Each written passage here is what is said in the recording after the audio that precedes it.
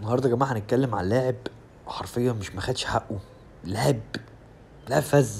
محمود عبد الحكيم ده يا جماعه كان يرقص الحيطه، يرقص اي حد. يعني بصوا اللقطات دي، بص في نص متر.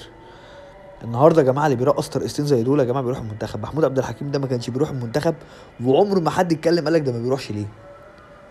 لان كان معلش ده العادي اللي بيتعمل في الدولي. ايمن حفني، مصطفى فتحي، بعديها اتفرج يا جماعه، اتفرج يا جماعه السبعه.